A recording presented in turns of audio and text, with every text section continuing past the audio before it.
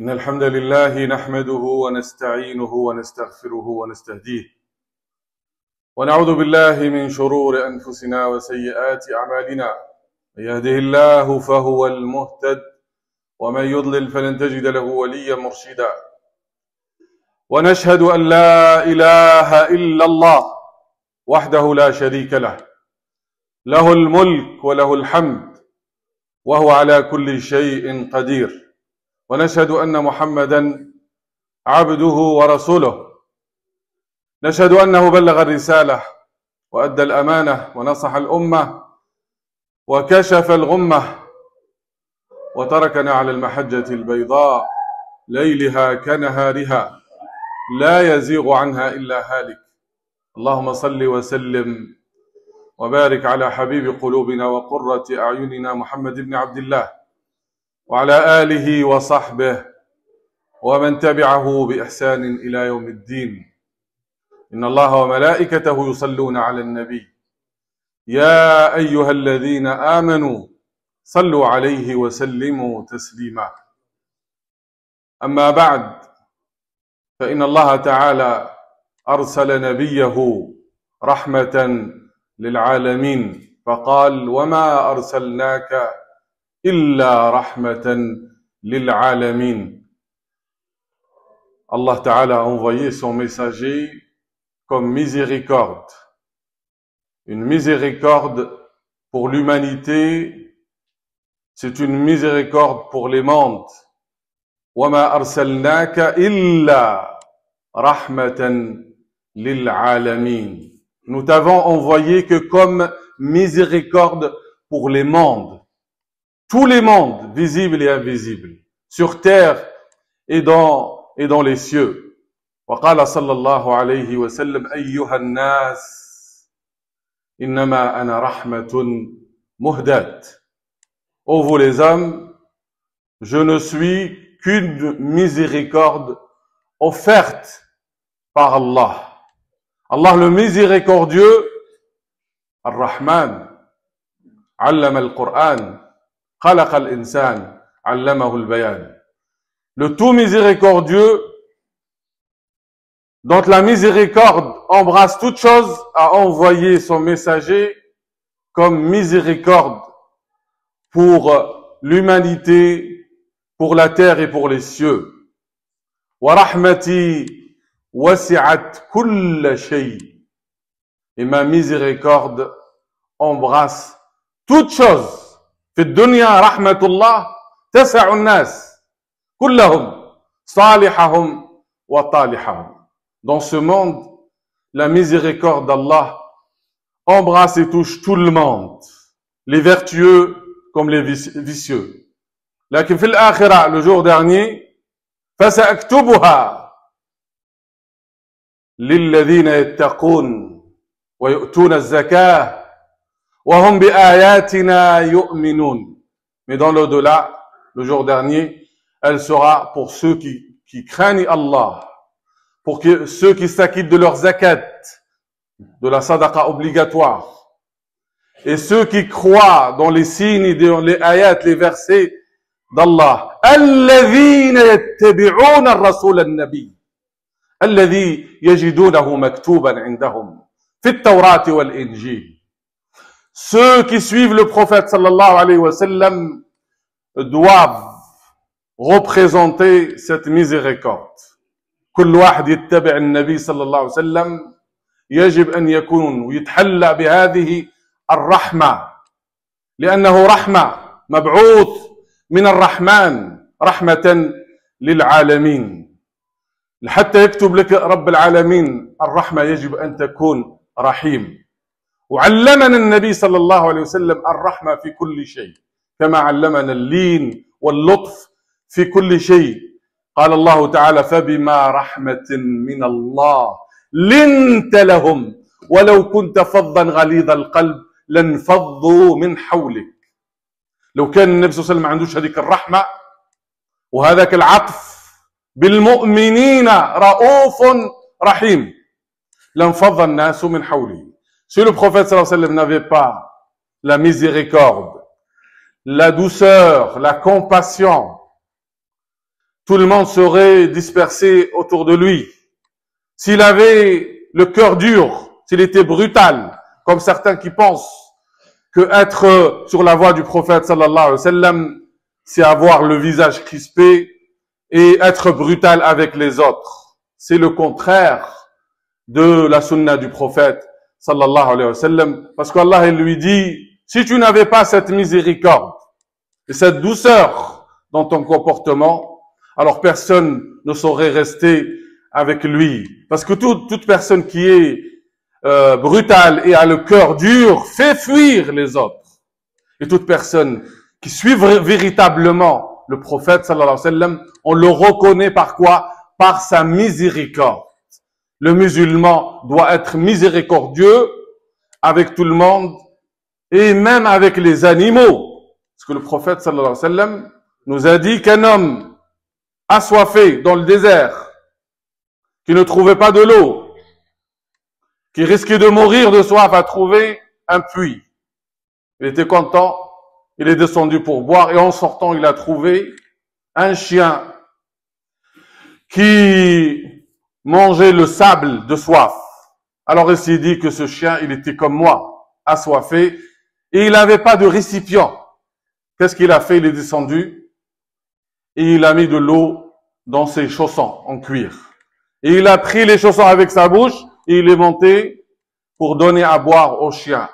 Le prophète sallallahu alayhi wa sallam il dit « Shakarallahu lahu wa ghafarallah » Allah était reconnaissant envers lui, il lui a pardonné et il a fait rentrer dans le paradis parce qu'il était miséricordieux envers un animal, envers un chien. Le prophète sallallahu alayhi wa sallam nous a montré toutes les formes de la miséricorde. Elles sont nombreuses. Mais pour reconnaître celui qui est miséricordieux, il faut voir comment il se comporte avec les gens et les personnes qui sont des ennemis ou qui font apparaître leur animosité et leur adversité. Comment il se comportait face à ceux qui ont fait du tort à lui et à sa famille. Parce qu'il est très facile d'être compatissant avec les gens qui sont gentils, mais avec tes ennemis, avec les gens qui t'ont fait du tort ou du mal, comment tu vas te comporter? Est-ce que quelqu'un est capable de pardonner à celui qui lui a fait du mal? Ja'a Abdullah ibn Abdillah ibn Ubay ibn Salul إلى رسول الله صلى الله عليه وسلم يقول له إن أباه قد مات وهذا أبي بن أبي عبد الله ابن أبي بن أبي سلول كان من رؤوس النفاق.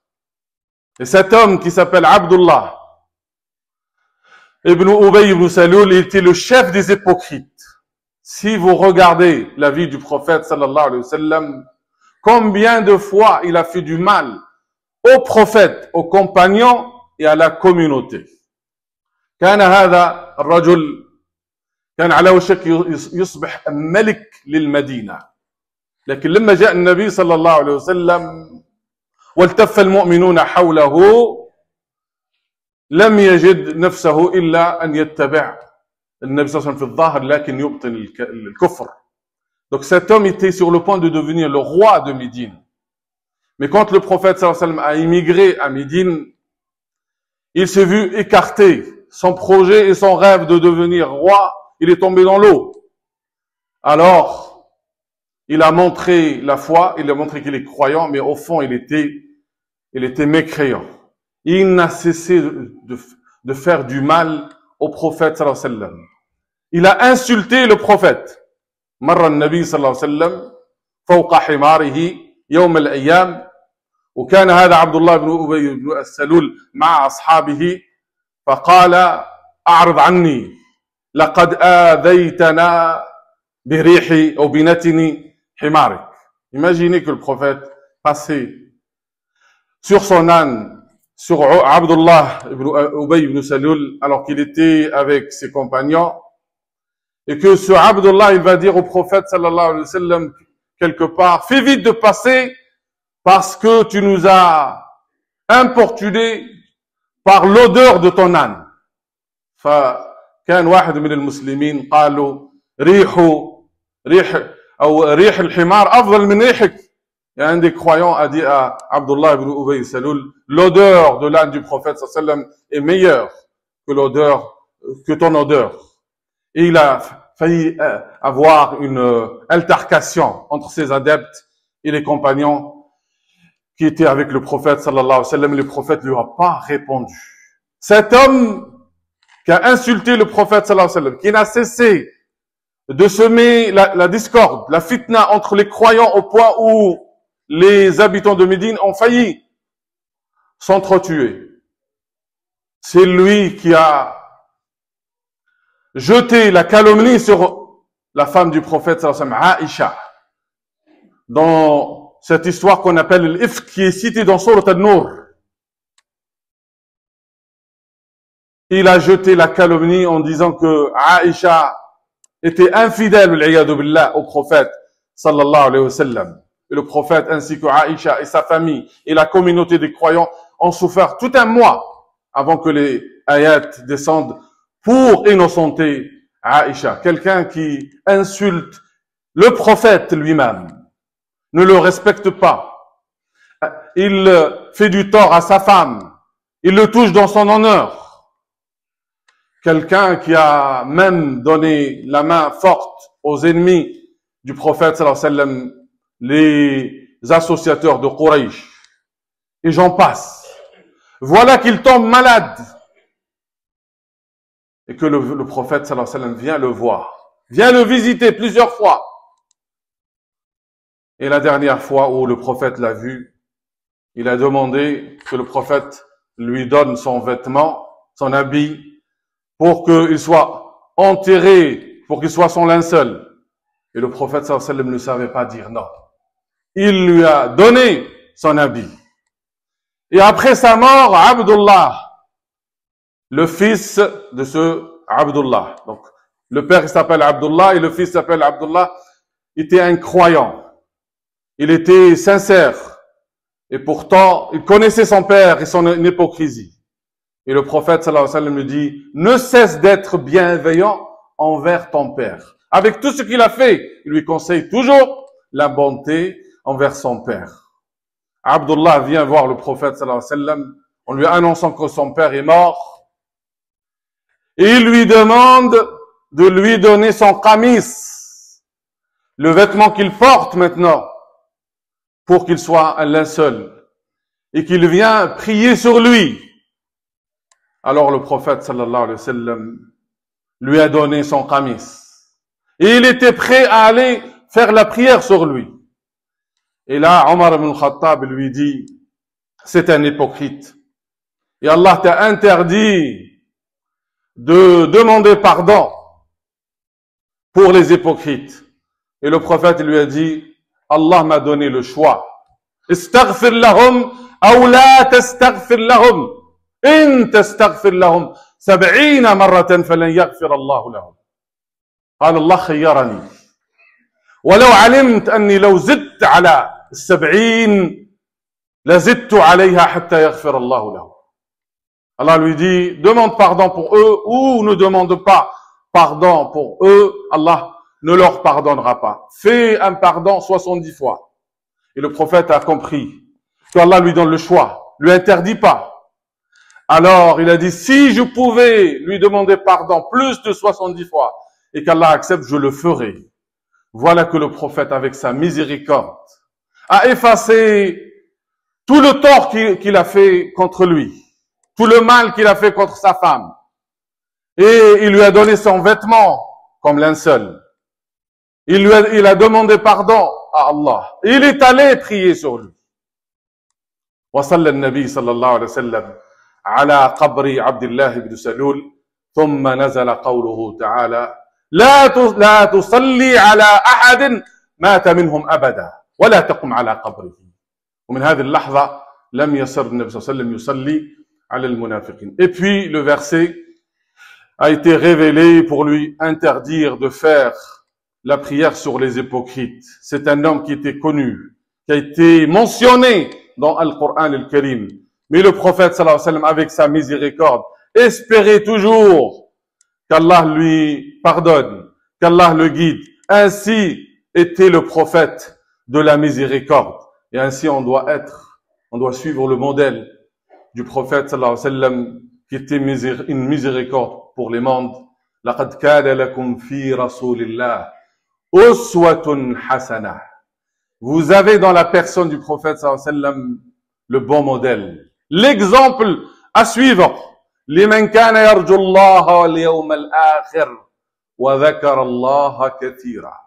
Pour celui qui espère en Allah et le jour dernier et qui invoque Allah fréquemment, qui invoque Allah constamment. Toute personne qui suit le prophète sallallahu alayhi wa sallam en toute sincérité, il doit être miséricordieux. Et comment ne pas être miséricordieux alors que Allah nous a appris Bismillahir Rahmanir Rahim. Et le prophète sallallahu alayhi wa sallam nous a appris de dire Bismillah dans toute chose. Kullu amrin dhi bal la yubda'u fihi bi Bismillahir Rahmanir Rahim fahuwa abtar fahuwa aqta' ma fish al-baraka. Bismillahir Rahmanir Rahim hatta tadhakkar أن الله رحمن ورحيم ويريد منك أن تبدأ كل شيء بتذكر رحمته. Allah veut nous apprendre la rahma. Il nous rappelle la rahma dans toute chose. Quand tu commences quelque chose, quand tu entames quelque chose, quand tu veux apprendre à tes enfants, ou tu veux enseigner à des enfants, il faut leur apprendre avec la rahma, avec la douceur, parce que tu suis le maître des maîtres, Sayyidina Muhammad sallallahu alayhi wa sallam. Allahumma salli ala nabiyyina Muhammad fil awwalin wal akhirin. Allahumma salli ala Muhammadin ila yawmiddin. Allahumma arfa' dhikrah.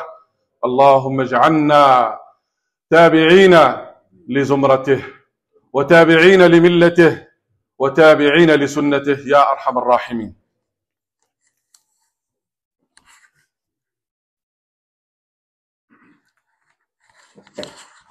أحمدك ربي ومن أولى بالحمد منك فأنت رب العالمين. يا رب لك الحمد كما ينبغي لجلال وجهك وعظيم سلطانك. نحمد الله أن جعلنا من أتباع سيدنا محمد. On loue Allah parce qu'il a fait de nous des adeptes et des élèves de Muhammad sallallahu alayhi wa sallam. N'oubliez pas de multiplier salat wa salam ala Rasulillah tous les vendredis, toute la journée, mais pour tous les moments et tous les instants et dans toutes les situations, si vous voulez qu'Allah épanouisse vos cœurs, qu'il ouvre vos poitrines, qu'il vous ouvre les portes, alors soyez reconnaissants envers Allah pour ce bienfait qu'il a envoyé, la lumière que le prophète sallallahu alayhi wa sallam a fait répandre. Cette lumière ne cessera jamais jusqu'à la fin des temps. Soyons les suiveurs de cette lumière, soyons les suiveurs de ce prophète qu'Allah subhanahu wa ta'ala a élevé sur terre, il l'a élevé dans les cieux, et en disant Allahumma salli ala Muhammad, vous demandez à Allah qu'il élève le rang de Muhammad sallallahu alayhi wa sallam sur la terre et sur les cieux. وَرَفَعْنَا لَكَ ذِكْرَكَ. Et Allah a élevé le rang et la renommée du prophète sallallahu alayhi wa sallam au point, il n'y a pas un jour, il n'y a pas un moment où le nom du prophète sallallahu alayhi wa sallam n'est pas associé au nom d'Allah subhanahu wa ta'ala, parce que Muhammad c'est notre guide vers Allah, c'est notre guide vers l'adoration et l'agrément d'Allah subhanahu wa ta'ala. Allahumma salli ala Muhammadin nabiyil ummi الحبيب المحبوب العالي القدر العظيم الجاه وعلى آله وصحبه ومن تبعه بإحسان إلى يوم الدين. اللهم إنا نسألك موجبات رحمتك وعزائم مغفرتك والسلامة من كل إثم والغنيمة من كل بر. لا تدع لنا ذنبا إلا غفرته ولا هما إلا فرجته ولا حاجة هي لك رضا إلا قضيتها برحمتك يا أرحم الراحمين. اللهم صل على محمد في الأولين وصل على محمد في الآخرين. اللهم اشف مرضانا وارحم موتانا. في أخت تطلب منكم الدعاء لأنهم عندهم صغير، يعني طفل صغير رضيع راح يدير عملية. Donc il y a une sœur qui vous demande le dua parce qu'ils ont un bébé qui va être opéré. Nas'alullah an yashfiyah wa an yu'afiyah wa an yaj'alahu dhukhran liwalidih. وفيه أخ يطلب منكم الدعاء لأخته، نسأل الله لها تمام العافية ودوام النعمة، ولجميع المؤمنين والمؤمنات ولكل من طلب منا الدعاء. اللهم يا رب اشف كل مريض وعافي كل مبتلى واقض الدين عن المديونين. اللهم من كانت له حاجة فاقضها يا أرحم الراحمين. اللهم اهدنا واهد بنا واجعلنا سببا لمن اهتدى. وآخر دعوانا أن الحمد لله رب العالمين.